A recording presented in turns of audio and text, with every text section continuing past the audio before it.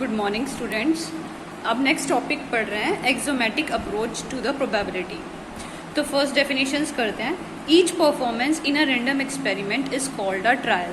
कि हमने जैसे ही रैंडम एक्सपेरिमेंट का मतलब क्या होता है, किसी रैंडमली कोई भी एक्सपेरिमेंट ट्राई किया, मैंने कोई भी जैसे डाइस थ्रो कर लिया, तो उससे जो भी हम परफॉर्म कर रहे हैं उसको हम बोलते हैं ट्रायल। उस थ्रो के प्रोसीजर को हम बोलते हैं trial. All the trials conducted under the same set of conditions form a random experiment. कि जितने भी ट्रायल्स सेम कंडीशंस में कंडक्ट किए जा रहे हैं उस फॉर्म को क्या बोलेंगे, random experiment. The result of trial in a random experiment, जो भी रिजल्ट आएगा उसको बोलेंगे आउटकम, या फिर एन एलिमेंट्री इवेंट और अ सैंपल पॉइंट। तो तीनों चीज एक ही बात है कि जो रिजल्ट आएंगे उससे हम आउटकम भी बोल सकते हैं, एलिमेंट्री इवेंट भी बोल सकते हैं, और अ सैंपल पॉइंट। मतलब अगर डाइस को थ्रो किया तो 1, 2, 3, 4, 5, 6 these are the sample points or elementary events or the outcomes. The totality of the possible outcome, उन सभी के टोटल को हम बोलेंगे सैंपल स्पेस। तो वो सारे के सारे क्या कहलाएंगे, sample space. Suppose E1, E2, En are the possible outcome. जैसे मैंने डाइस में बोला 1, 2, 3, 4, 5, 6 are the possible outcomes of an random experiment E such that 2 or more of them can occur simultaneously and exactly one of the outcome must occur. तो इसमें क्या बोला है, इन सब में से कुछ भी हम अक्कर हो सकता है, तो इनमें से कोई एक हो गया। More specifically within experiment we associate a set. कि एक्सपेरिमेंट से जो सैंपल स्पेस में आएगा, जैसे मैं अब डाइस का काम कर रही हूँ तो डाइस में क्या सैंपल स्पेस ड्रॉ करूंगी, मैं डाइस में लिखूंगी S इज इक्वल्स टू 1, 2, 3, 4, 5, 6। ये मेरा सैंपल स्पेस हो गया, क्योंकि और ये सारे क्या हो गए, सैंपल पॉइंट्स। ठीक है, और ये क्या हो गया, sample space. Sample space is the totality of the outcomes से सैंपल पॉइंट्स। तो इनको हम E1, E2, E3, E4, E5 and E6 से डिनोट कर सकते हैं। नेक्स्ट अब क्या बोल रहा है, द एलिमेंट्स और the points of the sample space associated with the random experiment are called elementary events. Elementary events में ये भी बोल सकते हैं, हम इवेंट खुद से ड्रॉ कर सकते हैं कि नंबर ऑफ इवन नंबर्स कितने आए हैं, तो 2, 4, 6 ये इवेंट ड्रॉ हो गया। या कितने इवेंट कुछ भी बना सकते हैं। E2 क्या बना दिया मैंने, ऑड नंबर्स का। E3 बना दिया प्राइम नंबर का। तो ये सारे इवेंट्स हैं, कुछ भी इवेंट्स हो सकते हैं पॉसिबिलिटी में। फिर अब इसमें क्या बोला है, in general suppose we have a random experiment with m outcomes, another experiment में n आउटकम्स है। तो वो यही बोल रहा है, अभी तो मैंने एक ही डाइस की बात किया, अगर ऐसे ही मैं दूसरा डाइस भी ले लूँ, ठीक है, तो उसमें भी होंगे तो ये 6 ही आइटम्स, लेकिन कोई जरूरी नहीं है हर बारी 6 ही हो, तो 2 सैंपल स्पेस अलग अलग के भी ले सकते हैं। तो इन दोनों को इकट्ठा करेंगे तो क्या बन जाएगा, पेयर 1,1, 1,2, 1,3, 1,6 तक जाएंगे। ऐसे ही 2,1 से लेके 2,6 तक, ऐसे करते करते यहाँ पे 6,1 से लेके 6,6 तक। तो ये टोटली आउटकम्स हो गए तुम्हारे, हम इसको ड्रॉ कर सकते हैं। ये तो 2 सैंपल स्पेस है, तो इसने बोला कि 2 सैंपल स्पेस है, दोनों के आउटकम्स ये पॉसिबल है, तो हम कार्टेशियन प्रोडक्ट कर देते हैं कि x1 का पहले सभी के साथ, फिर x2 का सबके साथ, वो बना दिया। अब मैं सपोज मैंने बोला ना कि ये दोनों कोई जरूरी नहीं है सेम हो। मैं एग्जांपल लेती हूँ, S1 तो मैंने वही ले लिया डाइस का 1, 2, 3, 4, 5, 6, और एक ले लिया कॉइन का S2, तो उसमें 2 ही आउटकम्स है, हेड एंड टेल। तो इसमें टोटल, उसमें तो 36 आउटकम्स बने थे ना, इसके अंदर कितने बनेंगे, 12, क्योंकि 1,H, 2,H, ऐसे ही करते करते 6,H तक जाएंगे। इसमें 1, टेल, 2, टेल, अप टू 6, तो ये आउटकम्स हो गए। तो ये कार्टेशियन प्रोडक्ट ये दोनों का मल्टीप्लाई, 6 एलिमेंट्स इसमें, 2 इसमें, 6 × 2 12, ऊपर 6 इसमें थे, 6 इसमें थे, 6 × 6 36। तो ये तुम्हें बता रहा है कि सैंपल स्पेस कैसे ड्रॉ करते हैं। तो ये वही एग्जांपल था। The set of all the possible outcomes of a given random experiment is called sample space. जितने भी पॉसिबल है वो डेफिनेशन को रिपीट कर रहा है, तो तुम ये डेफिनेशन याद रखोगे, नोटबुक में अलग अलग लिखोगे। ईच पॉसिबल आउटकम और the element in the sample space is called a sample point और एलिमेंट्री इवेंट। फिर रिमार्क्स पे आते हैं। The sample space serves as a universal set for all the question concern with an experiment. कि ये universal set है, इससे बड़ा कोई सेट नहीं होगा डाइस में, होगा डाइस में यही आउटकम्स है, तो ये यूनिवर्सल सेट का काम करेगा। एक एक्सपेरिमेंट जो भी चल रहा है उसमें, उसके बाद मैं क्या कहती हूँ, नंबर ऑफ, जैसे मैंने इवेंट ड्रॉ किया था, नंबर ऑफ इवन नंबर बताओ। तो ये यूनिवर्सल सेट क्या होता है, इससे बाहर से कोई पॉइंट नहीं लेना, यहीं से लेना है। तो हमारा यहाँ पे इवन नंबर क्या हो गए, 2, 4, 6। ऐसे ही E2 क्या होगा, नंबर ऑफ ऑड पॉइंट्स, तो 1, 3, 5। तो ये वैसे ही बोल रहा है कि ये जो सैंपल स्पेस होगा वो हमेशा एक यूनिवर्सल सेट का काम करेगा, इससे बाहर से कोई पॉइंट्स नहीं ले सकते। फिर क्या बोल रहा है, a sample space S is said to be finite या फिर infinite sample space if the number of element is finite and infinite. Finite sample space तभी वो सैंपल स्पेस फाइनाइट कब कहलाएगा, जब नंबर ऑफ आउटकम्स क्या होंगे, फाइनाइट होंगे, और इनफाइनाइट होंगे तो वो सैंपल स्पेस क्या कहलाएगा, इनफाइनाइट। तो ये तो सिंपल क्वेश्चन था।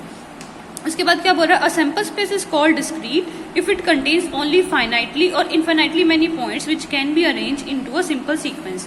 डिस्क्रीट का मतलब ही क्या होता है कि मैं उनको ऐसे शो कर सकती हूँ 1 2 3 4 5 6। सपोज करो कि मैंने बोला इंटरवल्स की, अगर कोई ऐसा इवेंट जैसे क्लॉक का हो गया, क्लॉक में क्या क्या पॉसिबिलिटी है, 5 पॉइंट, जैसे मैंने बोला 5 मिनट्स 2 सेकेंड्स हो गया, फिर मैं बोल सकती हूँ 5 मिनट्स 59 सेकेंड्स, ठीक है। तो ये बहुत सारे पॉइंट्स मांगे, वैसे मैं इसको तो शो कर सकती हूँ, लेकिन ये भी हो सकता है 5.21 सेकेंड, ये भी पॉसिबल है जब हमारा इंटरवल। तो मैं इसमें क्या बोल सकती हूँ, 1 से लेके 12 आवर्स तक के बीच में हम क्या बनाते हैं, वो बनाते हैं सेट बना सकते, क्योंकि टाइम की प्रोबेबिलिटी क्या क्या हो सकती है, 1 से स्टार्ट करते हैं 12 तक जाते हैं, फिर 1 इसमें 1.5 भी हो सकता है, 1.6 भी हो सकता है। तो इसको इसकी बजाय सेट के बजाय मैं इसको इंटरवल की तरह लिखती हूँ। ये हमारा कॉन्टिन्यूस डाटा हो गया जिसके अंदर पॉइंट्स भी चले जाते हैं, जिसको हम एग्जैक्टली शो नहीं कर सकते इसके अंदर कितने पॉइंट जा रहे हैं, लेकिन हम किस में शो कर सकते हैं, डिस्क्रीट। डिस्क्रीट में क्या हो गया, जिसमें हम एग्जैक्टली बता सकते हैं, जैसे मैंने डाइस का बताया 1 2 3 4 5 6, इनको अलग अलग से शो कर सकते हैं, इनके बीच की कोई पॉइंट की वैल्यू हमें देखनी ही नहीं है। तो ये सैंपल स्पेस कहलाएगा डिस्क्रीट सैंपल स्पेस, और ये सैंपल स्पेस कहलाएगा continuous sample space. Continuous sample space में इंटरवल्स की बात की जाती है, जिसके अंदर हर एक पॉइंट इंक्लूड होता है। बेशक ये एक बार क्लॉक वाला डायग्राम छोड़ दो, मैं वैसे सिंपल बोल रही हूँ, 1.1 भी जाएगा, 1.1 2 5 6 7 कुछ भी लिख दो, ये सारे पॉइंट्स उस इंटरवल में जाएंगे और हम इनको अलग अलग शो नहीं कर सकते। तो इसको हम बोलते हैं कॉन्टिन्यूस डाटा, और इसको बोलते हैं डिस्क्रीट सैंपल स्पेस, और इसको कॉन्टिन्यूस सैंपल स्पेस। तो वो यही बता रहा है कि जिसको हम ऐसे सीक्वेंस में लिख सकते हैं उसको डिस्क्रीट सैंपल स्पेस बोलते हैं। While a sample space containing non denumerable, denumerable मतलब काउंटेबल, जिसको हम काउंट नहीं कर सकते, वो सैंपल्स पे नंबर पॉइंट्स को रख सकता है, उसको हम बोलते हैं नॉन। बोला ना, वैसे डेन्यूमरेबल का मतलब काउंटेबल, नॉन काउंटेबल पॉइंट्स रख सकता है, तो उसको हम बोलते हैं कॉन्टिन्यूस सैंपल स्पेस। तो क्या तुम बता सकते हो 1 से 12 के बीच में कितने पॉइंट जाएंगे, 1000 इन्फाइनाइट पॉइंट्स हैं, क्योंकि 1.1256 1 पॉइंट कुछ भी 0000 कुछ भी लिख सकते हो, ये जाएगा तो उसके बीच में ही ना, 1000 ऑफ पॉइंट्स, इन्फाइनाइट पॉइंट्स इसके बीच में है। तो ये कॉन्टिन्यूस सैंपल स्पेस हो गया और ये डिस्क्रीट सैंपल स्पेस हो गया। अब हम आते हैं इवेंट पे। Every non empty subset A of S which is disjoint union of single element subsets of sample space of a random experiment E is called an event. इसने क्या बोला कि कोई भी नॉन एम्प्टी सबसेट ले लिया S का मैंने कोई भी जैसे मैंने यहाँ से उठाया ए सबसेट बनाना है 1 2 3 4 5 का मैंने बना लिया 1, 2, ये सबसेट है। सबसेट क्या होता है, इसके पॉइंट्स इसमें कंटेन्ड है, ठीक है। Which is disjoint union of single element, जो कि डिसजॉइंट यूनियन है किसका, जैसे ए जो है वो किसका है, 1 का यूनियन 2 का, ये दोनों डिसजॉइंट एक दूसरे से, उनका यूनियन, इसको बना रहा वापिस ए को, of single element subsets of the sample space of a random experiment E is called an event. इसको मैं इवेंट बोल सकती हूँ। ए को क्या बोल सकती हूँ, इवेंट। ए क्या इसका सबसेट है जिसमें 2 पॉइंट्स चले गए, और उसको मैं ऐसे शो कर सकती हूँ, सिंगल एलिमेंट्स को लेके उनका यूनियन दिखा सकती हूँ, डिसजॉइंट यूनियन दिखा के उसको वापस बना सकती हूँ, तो वो क्या बनाएगा, इवेंट बनाएगा। इवेंट की वैसे डेफिनेशन हो चुकी है तो तुम वो भी लिख सकते हो। एंड इसके रिमार्क क्या है, as the empty set phi is a subset S, phi is also an event. इसने बोला कि जो ये फाई क्या होता है, फाई भी एक सेट का ही कहलाते हैं, एम्प्टी सेट, तो वो भी क्या कहलाएगा, इवेंट कहलाएगा। और ये क्या होता है, इम्पॉसिबल इवेंट। फाई कब आएगा कि खाली कब है, जो इवेंट पॉसिबल ही नहीं है, तो उसको बोल दिया इसने इम्पॉसिबल इवेंट। फिर बोला एक event A can be a single element of subset, इसमें बोला एक एलिमेंट भी आ सकता है खाली, तो उसको हम बोलते हैं एलिमेंट्री इवेंट। वैसे तो इवेंट्स होते हैं जिसके अंदर सिर्फ एक ही एलिमेंट जाए, बस उसको हम बोल देंगे एलिमेंट्री इवेंट। नेक्स्ट है, ये एग्जांपल्स दे रहा है, तुम खुद पढ़ोगे, एक बता देती हूँ। Consider a random experiment tossing of a single coin, the possible outcomes are head and tail, thus the sample space में 2 ही पॉइंट जाएंगे। इसको ओमेगा 1 और ओमेगा 2 से डिनोट कर रखा है, तुम चाहो तो H और T भी लिख सकते हो। और फिर सैंपल स्पेस में जितने भी एलिमेंट्स है तो n लिख देते हैं, n मतलब number of element in S is equal to 2 लिख दिया। फिर वही बात आगे लिखी है इसने, it may be remark that no 2 elementary events can occur. Elementary events का मतलब क्या होता है, सिंगल एलिमेंट को तो हेड और टेल अलग अलग इकट्ठे कभी भी अकर नहीं कर सकते, या तो हेड अकर करेगा या फिर टेल करेगा। तो कोई भी 2 एलिमेंट्री इवेंट्स मतलब सिंगल आउटकम कभी भी इकट्ठे नहीं आ सकते। Exactly one of them must occur in a single trial. अब मैं कॉइन को टॉस करूंगी तो या तो हेड आएगा या टेल आएगा। अब हेड भी एक एलिमेंट्री इवेंट है क्योंकि वो सिंगल एलिमेंट है, और टेल भी एक इवेंट है, लेकिन दोनों इकट्ठे नहीं हो सकते, उनमें से कोई एक बारी में एक आएगा। फिर ये वाला मैं तुम्हें बता दिया कि अब जैसे 2 कॉइन्स ले लिया, 2 कॉइन से कितने आउटकम्स पॉसिबल है, 4 आउटकम्स। तो इनको डिनोट कर दिया, नंबर ऑफ एलिमेंट्स कितने हैं इसमें 4। फिर 2 कॉइन्स को इसने अब इसने क्या किया, 3 बार एक ही कॉइन को मैंने 3 बार टॉस किया, तो कितनी पॉसिबिलिटी है, 8 केसेस, H T H। तो ऐसे करते करते 8 केसेस बनाए थे तुमने, देखो ये पहले भी कर चुके हो तो इसलिए मैं बता नहीं रही हूँ। फिर क्या होगा, इसमें नंबर ऑफ एलिमेंट क्या होते हैं, जितने भी आउटकम्स होते हैं उसको कितनी बार ट्रायल कर रहे हैं, तो 2 की पावर 3। अगर मैं कॉइन में कितने आउटकम्स पॉसिबल है 2, अब मैं 4 कॉइन से एक बार ले रही हूँ तो उसकी पावर में 4 लिख दूंगी, तो 16 आउटकम्स आर पॉसिबल।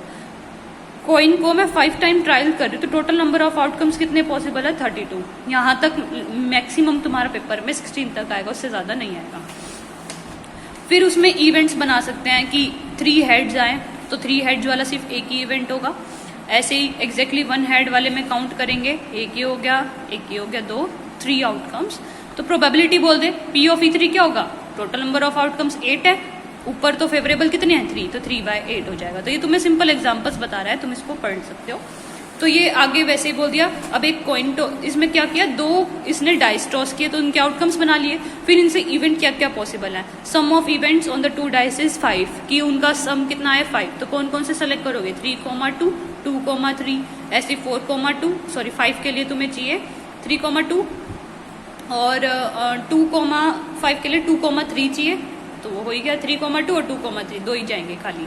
ऐसी sum of points on the dice is 6, तो 3,3 ही जाएगा, और 4,2, 2,4 भी जा सकता है, 5,1, 1,5। तो ये इवेंट्स बना रहा है कि क्या क्या पॉसिबिलिटी है इवेंट्स की, इन्हीं से हम क्या क्या डिराइव कर सकते हैं, तो वो बना रहा है। ठीक है, फिर आता है हमारा रिमार्क, क्या बोला है, in the above illustrations 1 to 4, if the coin are unbiased, we can see instinctively the above illustration, the outcomes are equally likely to occur। इसने बस एक बात बोली है कि कोई भी कॉइन या डाइस में कोई भी टूट फूट नहीं होनी चाहिए, अनबाइजनेस नहीं होनी चाहिए, सभी फेसेस पे इक्वली चांसेस 1 2 3 4 5 6 होना चाहिए।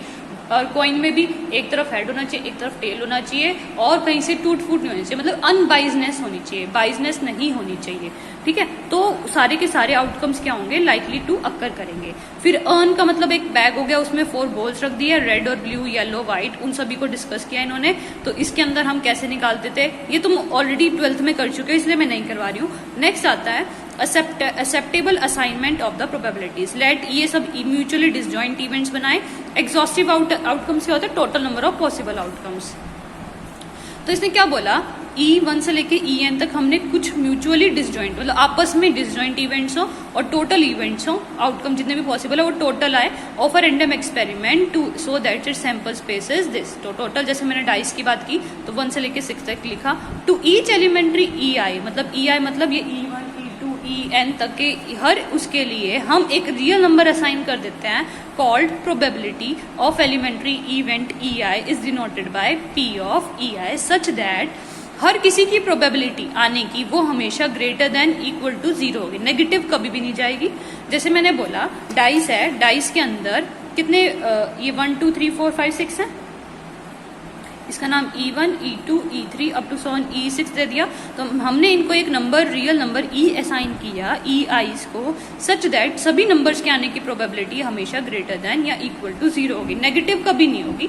0 हो सकती है, नेगेटिव कभी नहीं होगी, पर हर किसी की probability less than equal to 1 होगी। तो ये हमेशा कंडीशन याद रखनी है कि प्रोबेबिलिटी की मैक्सिमम वैल्यू 1 हो सकती है और मिनिमम 0 हो सकती है, और हमेशा इन दो के बीच में लाई करती है। और जिसकी 0 हो गई वो इम्पॉसिबल इवेंट हो गया, और जिसकी 1 हो गई वो श्योर इवेंट हो गया। तो ये जनरल चीजें है, बस वो उसको डिस्कस कर रहा है। The probability of each elementary event का मतलब क्या हो गया, सिंगल एलिमेंट। जैसे 1 के आने के chances is a non negative real number, मतलब मैं बोलती हूँ कि 1 के आने के चांसेस क्या होंगे, प्रोबेबिलिटी ऑफ 1 आने के क्या चांसेस होंगे, 1/6। टोटल नंबर ऑफ आउटकम्स कितने हैं, 6, उसके आने की चांस क्या है, 1, तो 1/6। ऐसे 2 की भी 1/6, सबकी प्रोबेबिलिटी 1/6 है, that is greater than equal to 0। ठीक है, और इसमें क्या बोला, इन सभी का सम, इसकी प्रोबेबिलिटी 1/6 सभी का सम, मतलब P of E1 plus P of E2 up to so on P of E6 is always equals to 1। इन सभी की प्रोबेबिलिटी क्या होगी, 1। तो मैं इसको ऐसे लिख सकती हूँ, सम की जगह समेशन का sign, P of E1 E2 कौन चेंज हो रहा है, 1 2 3, E के साथ I वाला चेंज हो रहा है। I कहाँ से स्टार्ट है, 1 से लेके 6 तक, तो I from 1 to 6 is equals to 1। तो तुम्हें ये डिनोटेड चीजें तुम्हें याद रखनी है, मैथ्स के स्टूडेंट्स हो, कि क्या मतलब होता है। सम का साइन चल रहा है तो मैं समेशन लिखा है यहाँ पे, E1 E2 E6, तो EI लिख दिया। आई जैसे आई को 1 पुट करोगे P ऑफ E1, फिर समेशन का निशान है तो प्लस करोगे, फिर नेक्स्ट क्या होगा, आई को कहाँ तक लेके जाना है, 6 तक, तो वो ये टर्म बन जाएगी, वो किसके इक्वल होगी, 1 के इक्वल। यही बात यहाँ लिखी हुई है, the sum of probabilities assign to the elementary events, उनका सबका सम क्या होता है, वो हमेशा 1 होता है। Such an assignment of real number, मतलब जो हम असाइन किया है ना P, उसको बोल रहा है कि रियल नंबर्स को जो हम असाइन कर रहे हैं उसको हम बोलते हैं acceptable assignment of probabilities.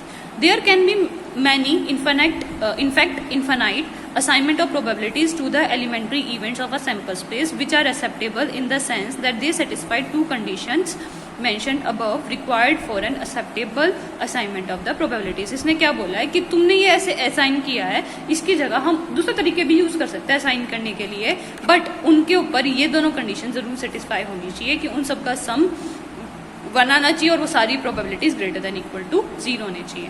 The probability of no elementary event can be greater than 1, वो मैं बता ही चुकी हूँ। तो वो दोनों कंडीशन से मैंने बता दिया कि प्रोबेबिलिटी हमेशा 0 to 1 के बीच में लाई करनी चाहिए।